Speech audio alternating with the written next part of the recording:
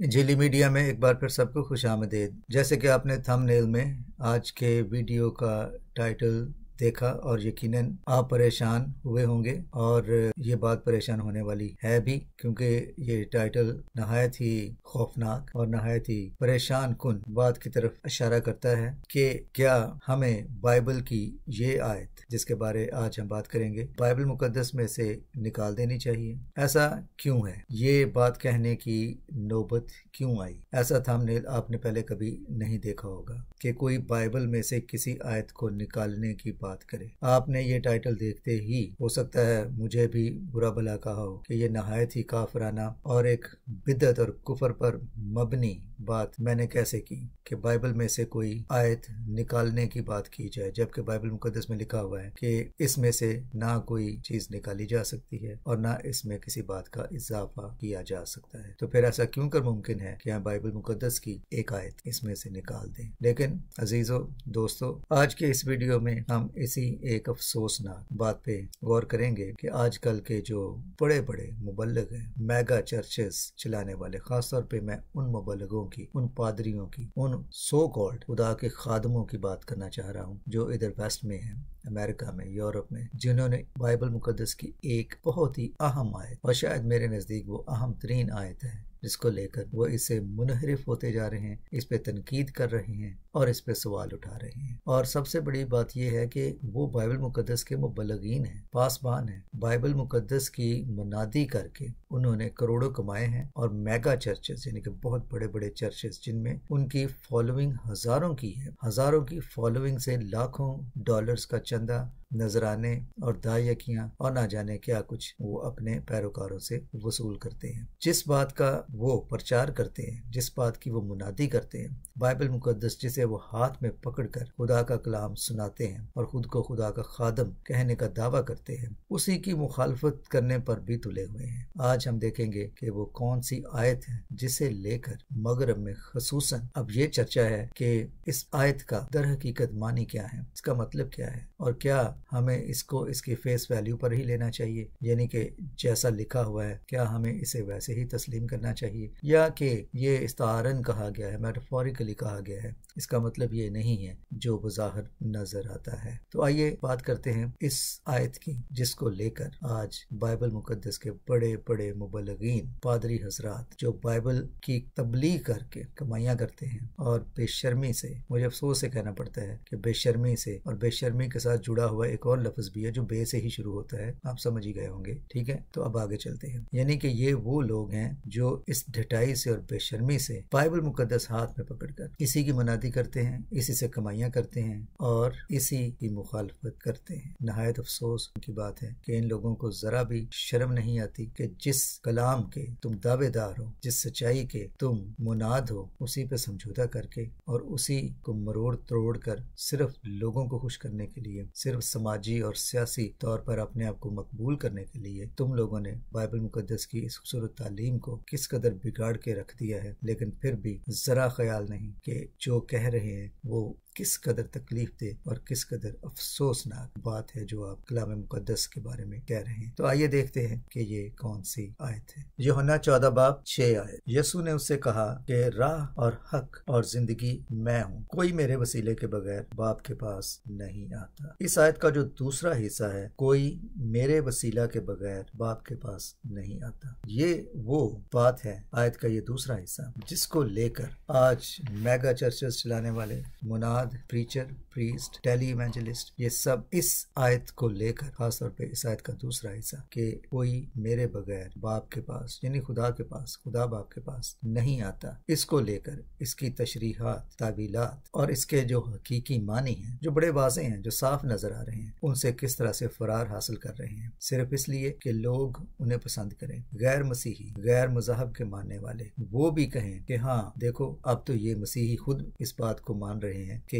خدا کو سمجھنے کا، خدا تک پہنچنے کا، خدا تک رسائی کرنے کا، یعنی کہ آسمان کی بادشاہی، جنت، وہاں پہنچنے کا کوئی ایک راستہ ہی نہیں، مسیح ہی وہ واحد راستہ نہیں ہے، بلکہ تمام راستے خدا کے پاس ہی جاتے ہیں، یعنی کہ چاہے کوئی کسی مذہب کا ماننے والا ہو، سب خدا کے پاس ہی جاتے ہیں، سب راستے ٹھیک ہیں۔ تو گویا کہ خدا یسوع مسیح کا یہ دعویٰ، یہ کلیم کہ کوئی باپ کے پاس یعنی کہ خدا کے پاس میرے وسیلے کے بغیر نہیں آتا، کیونکہ راہ، حق اور زندگی میں ہوں۔ اب یہ بات لے کر بڑے بڑے نام، جویل آسٹین، کینتھ کوپلینڈ اور اس طرح کے اور بہت بڑے بڑے وائس، وہ اب اس بات کا دعویٰ کر رہے ہیں کہ اس آیت کا مطلب دراصل یہ نہیں ہے، یہ صرف استعارن کہی گئی ہے، میٹافوریکلی کہی گئی ہے۔ تمام راستے خدا کی طرف ہی جاتے ہیں، چاہے وہ کوئی مذہب ہو، کوئی کسی بھی مذہب کے ماننے والا ہو، سب راستے در حقیقت خدا کے پاس ہی جاتے ہیں۔ میں نے اپنے پہلے ایک دو ویڈیوز میں بھی اس پہ بات کی ہے، لیکن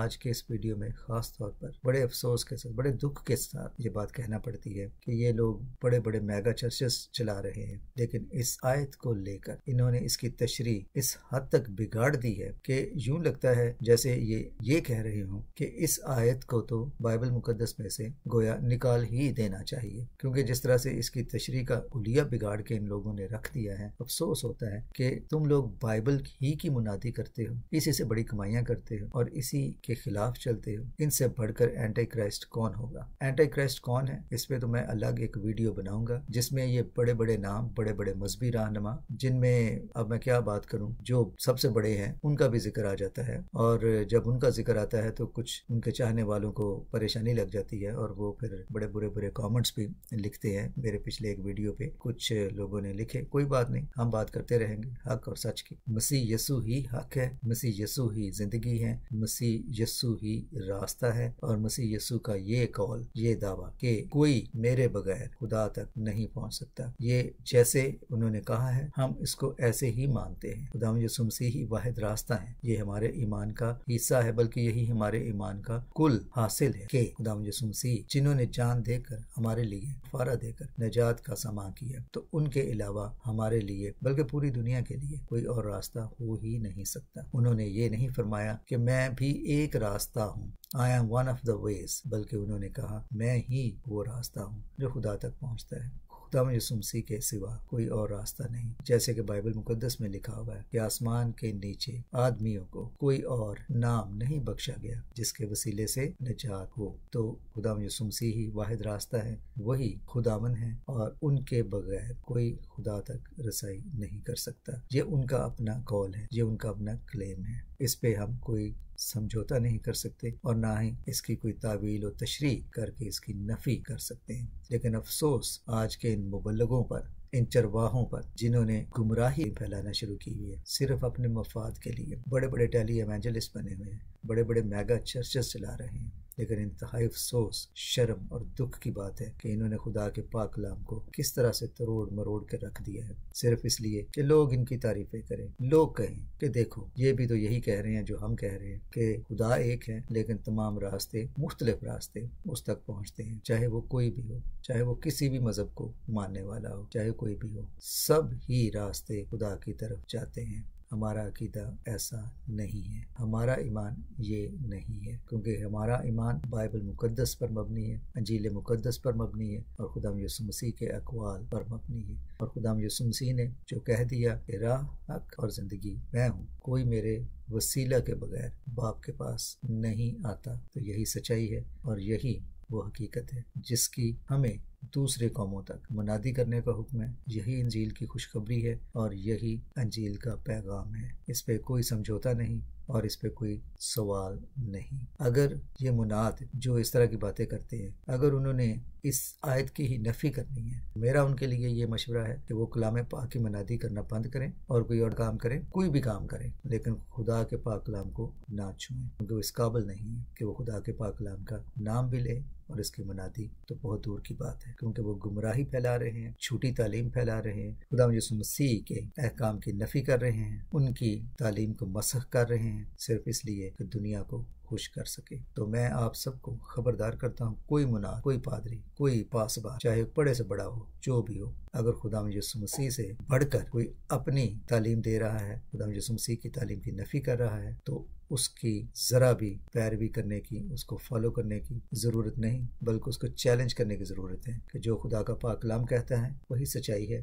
وہی حق ہے، اور اس کے علاوہ کوئی اور سچائی نہیں ہے۔ خدا یسوع مسیح کا کلام ازلی اور ابدی ہے، اور اس میں ذرا بھر بھی شک کی گنجائش نہیں ہے، نہ اس میں کچھ شامل کیا جا سکتا ہے اور نہ ہی اس میں سے کچھ نکالا جا سکتا ہے۔ اور وہ لوگ جو یہ پریچ کر رہے ہیں کہ سبھی راستے خدا کی طرف جاتے ہیں، خدا یسوع مسیح ہی واحد راستہ نہیں ہے، وہ سراسر کھلے عام خدا یسوع مسیح کی نفی کر رہے ہیں اور ان کی تعلیم کو چیلنج کر رہے ہیں۔ اور ہمارا فرض ہے کہ ہم ان کے سامنے ڈٹ جائیں اور ان کو جواب دیں کہ اگر خدا یسوع مسیح کے کلام اور ان کی تعلیم کے منافی چلنا ہے تو پھر تمہارا کوئی حق نہیں بنتا کہ تم خود کو خدا کے خادم یا خدا کے کلام کی منادی کرنے والے کہلواؤ۔ یہ جھوٹے، مکار، فریبی اور نوسر باز ہیں، ان سے خبردار رہنا چاہیے، جو خدا کا کلام لے کر کمائیاں تو خوب کرتے ہیں لیکن خدا یسوع مسیح کے اقوال اور ان کی تعلیم کی نفی کرتے ہیں، ان کو مسخ کرتے ہیں، ان کی ایسی تشریحات کرتے ہیں جن سے دنیا تو خوش ہو، باقی غیر اقوام، غیر مذاہب کے لوگ تو خوش ہوں، لیکن خدا یسوع مسیح کے کلام کی سچائی